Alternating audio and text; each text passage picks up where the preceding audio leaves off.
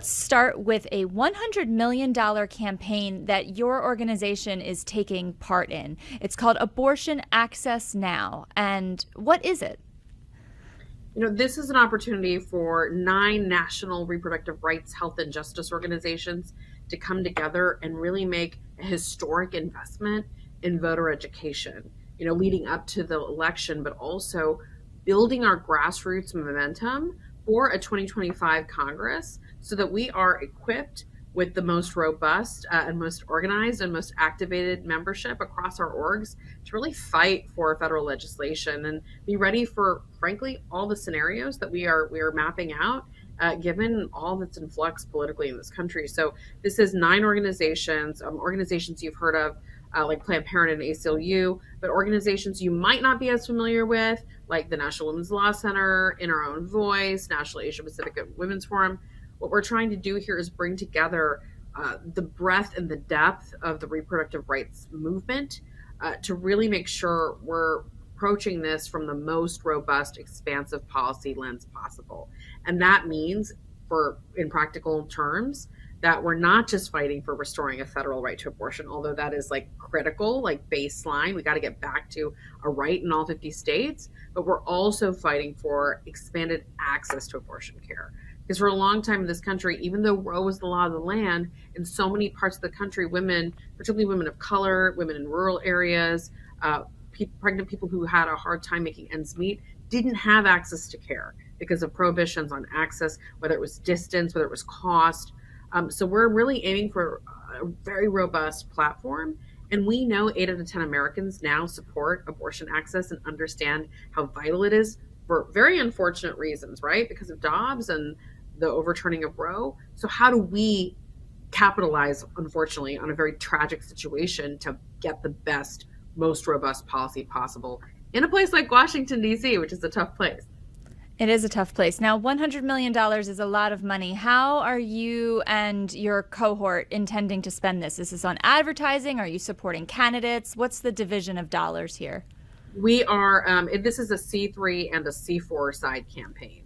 The bulk of what we're doing right now is C3, and that 100 million represents money that's already been invested by many of our orgs that we've already committed to this fight, and some new money that we're raising for this work. So for an example, the types of things we're doing, we're definitely doing digital ads, but we are not leading with digital ads. We're honestly leading with organizing. So a lot of these resources are going to our partners and our allies in states where we have a lot of critical grassroots mobilization to do, where our movement may have a thinner bench of organizations with members. We know that this has to be a people-powered movement, that we cannot rely on the whims of what's happening in Washington, D.C. We also know that to truly build long-term political power for our movement, it's about making sure our numbers are well represented in the variety of states, not just the states where we've been investing with ballot measures, or not just in battleground states where there's going to be a lot of airtime on abortion. But we've got to go to tougher places and tougher folks who don't get that information and educate them on the stakes. So it's a lot of voter education through digital and online organizing, a lot of actual boots on the ground, door to door, a lot of community, town halls, house parties, a lot of the old school tactics that are really vital to breaking through the noise, to really educate folks who are not getting the information in traditional ways. I see. I was going to ask if this was part of the get out the vote measure in battleground states, and if some of the money was going, and then if some of the money was going to go towards the ballot measures, which we're seeing the petitions for the signatures in a few different states. But this sounds like it's supplementing those efforts. That's right. It is. And the way that I would ask folks to think about it, the way I'd explain it is this is focused on a federal solution.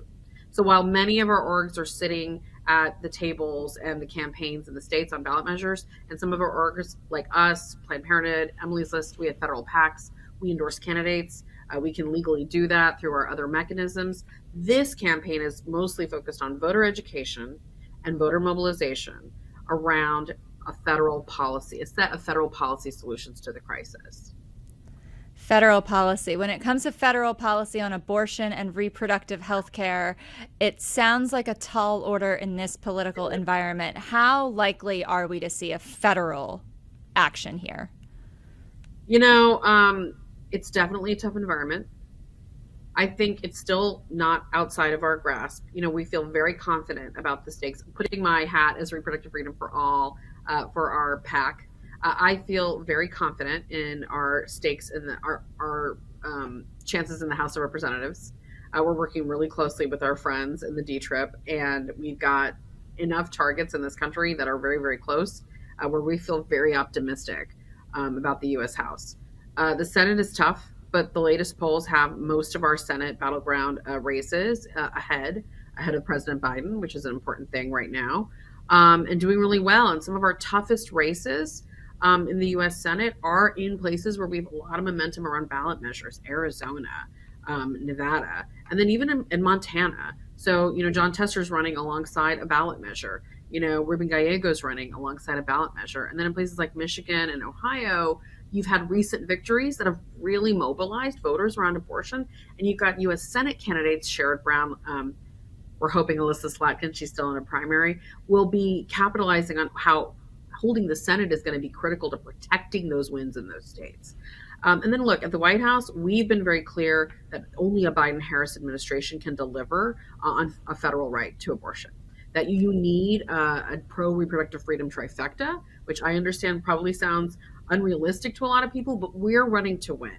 We believe abortion, and the data all shows it, that when it's on the ballot, it wins. So we need to make this election a clear contrast between Joe Biden and Donald Trump around abortion access. One candidate in one party wants to restore that right, and one candidate in one party wants to rescind all the good work this administration has done, plus pass and sign a national abortion ban, despite what Donald Trump says. And it's really clear, and you mentioned Project 2025 when we started, so that's the blueprint that we really have to educate Americans on.